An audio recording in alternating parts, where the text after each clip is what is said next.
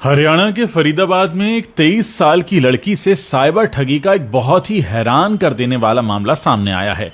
Cyber ठग ने लड़की को 17 दिनों तक घर के अंदर बंद रहने पर मजबूर कर दिया। कहीं आपके साथ ऐसा ना हो, इसलिए इस घटना को पूरा ध्यान से सुनिए। इसे डिजिटल अरेस्ट का नाम भी दिया जा रहा है। इस दौरान ठगों ने लड़की से 2.5 लाख रुपए भी हड़प लिए। पीड़िता ने बताया कि घटना की शुरुआत 12 अक्टूबर को हुई, जब लखनऊ से उसके पास एक कॉल आया। इसके बाद वो ठगों के झांसे में ऐसा फंसी कि खुद के घर में ही कैद होकर रह गई। आपको बता दें कि साइबर ठगी का शिकार हुई लड़की का नाम अनन्या है, फरीदाबाद की रहने वाली है। एक इंटरव्यू में अनन्या ने बताया कि सब कुछ ठीक चल रहा था। इस बीच 12 अक्टूबर को उसके पास एक कॉल आया। कॉल करने वाले ने कहा कि वो लखनऊ कस्टम ऑफिस से बोल रहा है और आपके आधार कार्ड के जरिए एक पार्सल कंबोडिया भेजा जा रहा है। इसमें कुछ पासपोर्ट हैं और एटीएम कार्ड भी हैं। खुद को कस्टम ऑफिस का बताने वाले शख्स ने अनन्या से आगे कहा कि वो 5:30 बजे से पहले इसको लेकर लखनऊ पुलिस में एफआईआर दर्ज करवा ले, नहीं तो उसे कोर्ट में पेश होना होगा। ये सुनकर अनन्या थोड़ी घबरा गई। वो अपनी मां को बताने के लिए जा ही रही थी कि सामने वाले ने कॉल को कथित पुलिस अधिकारी से कनेक्ट कर दिया। इस पर अनन्या उससे बात करने लगी। अब अनन्या बताती है कि जब मैंने उस कथित पुलिस अधिकारी से बात की तो उसने कहा कि एफआईआर के लिए मुझे वीडियो कॉल पर आना होगा, क्योंकि डिजिटल एफआईआर कैमरे पर ही होती है।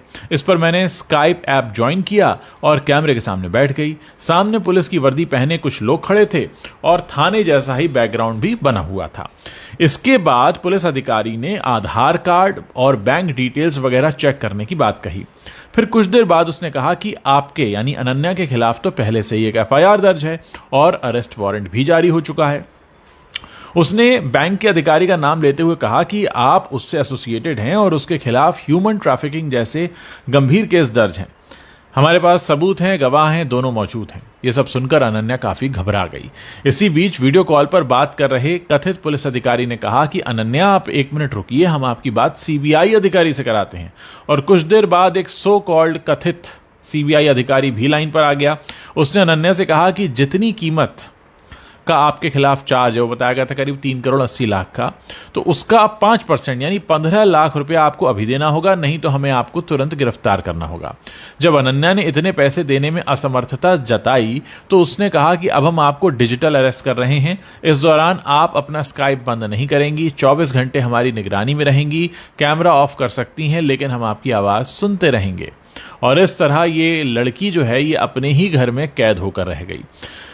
मतलब मामला यह था कि अनन्या ने जब अपने घर वालों को इस बारे में बताने के लिए कहा तो कॉल पर मौजूद जो शख्स था उसने सख्त लहजे में मना कर दिया। उसने कहा कि हम आपकी मदद कर रहे हैं, आपको इस बारे में किसी से बात करने की जरूरत नहीं है, यह बहुत गोपनीय मामला है।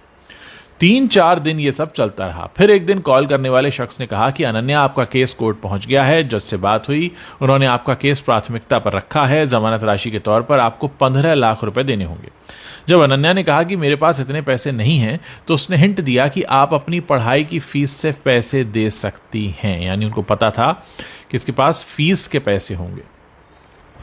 अब इसको लेकर अनन्या का कहना है कि पता नहीं कैसे उन लोगों को ये बात पता चल गई कि मैं पढ़ाई के लिए कनाडा जाने वाली हूं। इसके बाद उन्होंने फ्रॉड बेल का झांसा दिया, तो घबराहट में मैंने 2.5 लाख रुपए उनको ट्रांसफर कर दिए। ये पैसे हॉस्टल की फीस और पढ़ाई के लिए रखे गए थे।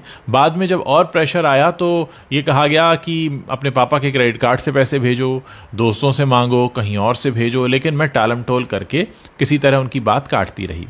इस सब में हफ्ते भर से ज्यादा का समय कट गया। इस दौरान अनन्या अपने घर के कमरे में एक तरह से डिजिटल अरेस्ट रही, वो भी घर वालों से छुपकर, क्योंकि जब वीडियो कॉल करने वालों को पैसे नहीं मिले तो उन्होंने 17 दिन बाद ये कहा कि अब आप फ्री हैं, आपको डिजिटल अरेस्ट से आज़ाद किया जाता है।